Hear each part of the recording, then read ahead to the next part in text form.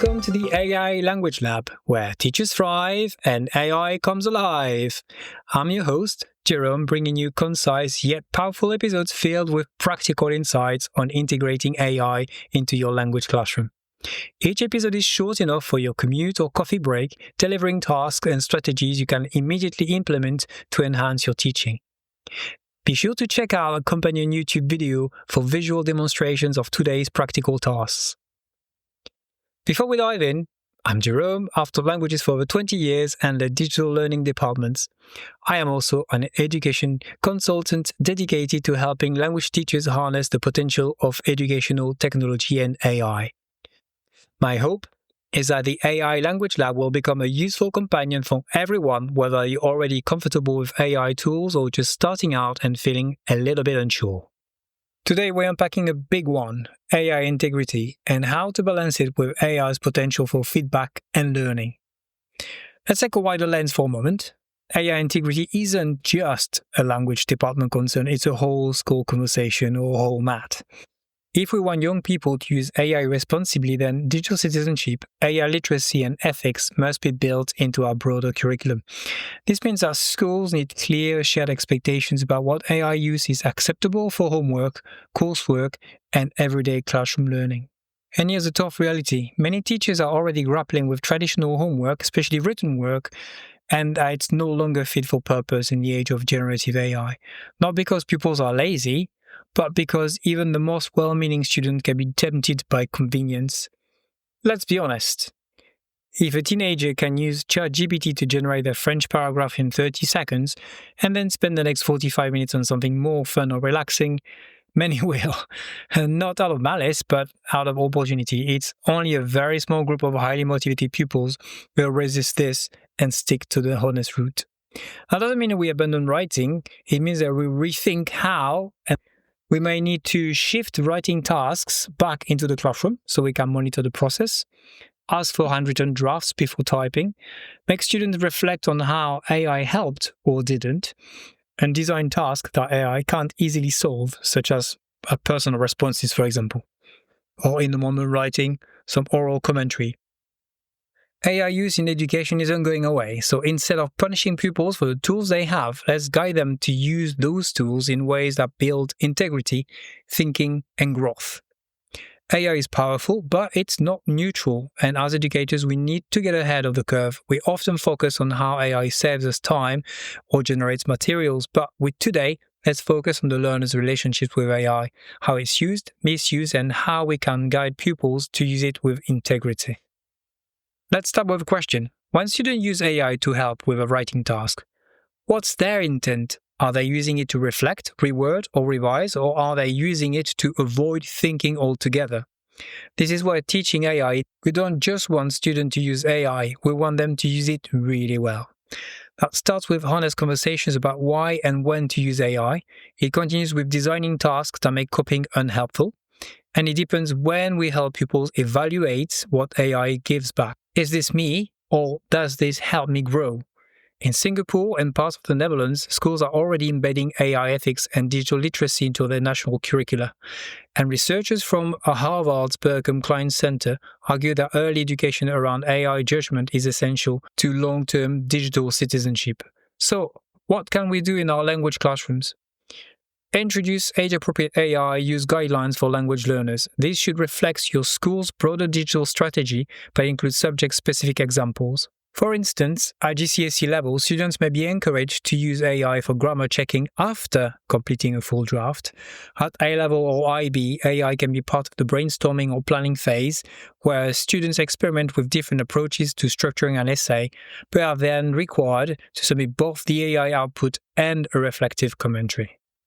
We can use AI as a brainstorming or pre-writing tool, so we should be encouraging pupils to ask AI for ideas or topic outlines. For example, can you give me 3 different ways to start an essay about school rules? This keeps the thinking process active and helps pupils explore a range of options without bypassing the task itself.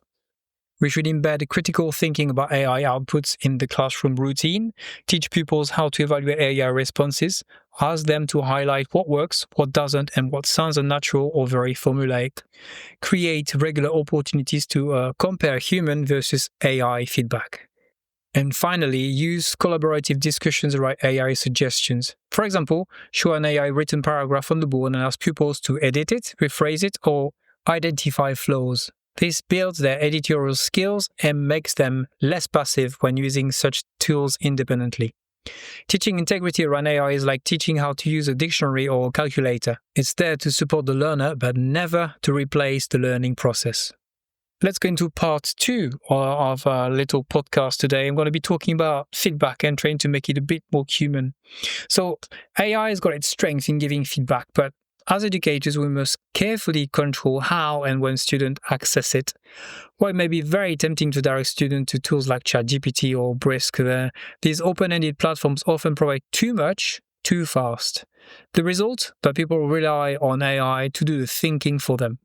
Instead, control environments like Flint AI offer a more intentional approach. Flint allows teachers to create their own bots with boundaries. You can program them to only give prompts or targeted hints, such as check your past tense or look again at your adjective agreement. These nudges encourage students to return to their own work with a detective mindset. They become language investigators, spotting errors, reflecting, and making meaningful revisions. This model echoes a formative assessment principle widely promoted by Dylan Wiliam in his book Embedded Formative Assessment from 2011. Effective feedback should not simply correct mistakes, but guide learners towards self-regulation and metacognitive engagement. In other words, we shouldn't give pupils the right answer, we should help them discover it. It's about strengthening their independence as learners and deepening their understanding through structured reflection. So in practice, we should use teacher-curated bots like Flint to limit AI responses and ensure feedback supports, not shortcuts learning. Encourage pupils to revise only after responding to a scaffolded prompt, and treat AI feedback as part of a wider learning journey, not a final judgment.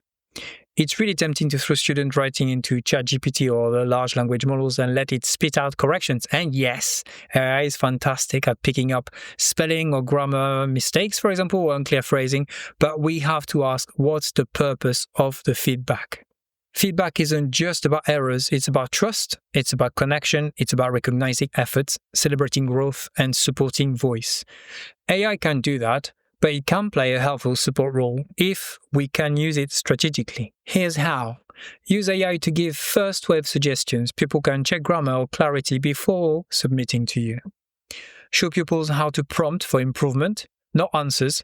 Suggest 3 ways to improve this paragraph instead of correct this text. And finally, reinforce that final marking and judgment comes from the teacher because only you understand the pupil's journey. When pupils understand this balance, they are more likely to trust your feedback and see AI as a support, not a replacement. Suit up, language innovators! It's lab time!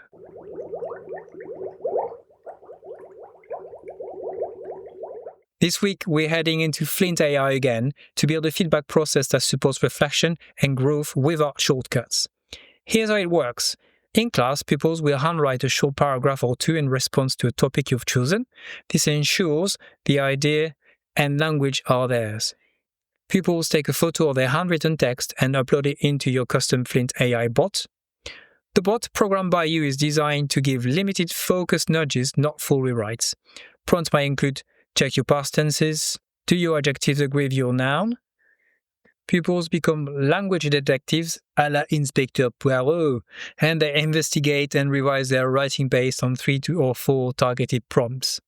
Finally, you step in with your own teacher feedback to close the loop, acknowledging their detective work and providing meaningful insights. This keeps thinking at the center, fosters integrity, and makes feedback part of an active learning journey. So, AI has changed how feedback works, but it hasn't changed why it matters.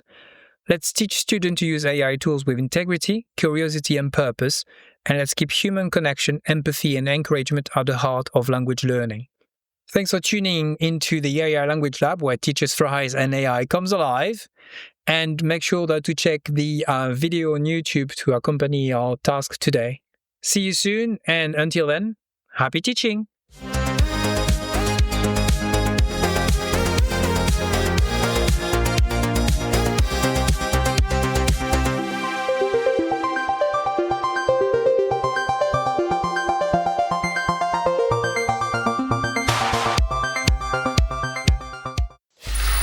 Free audio post-production by alphonic.com.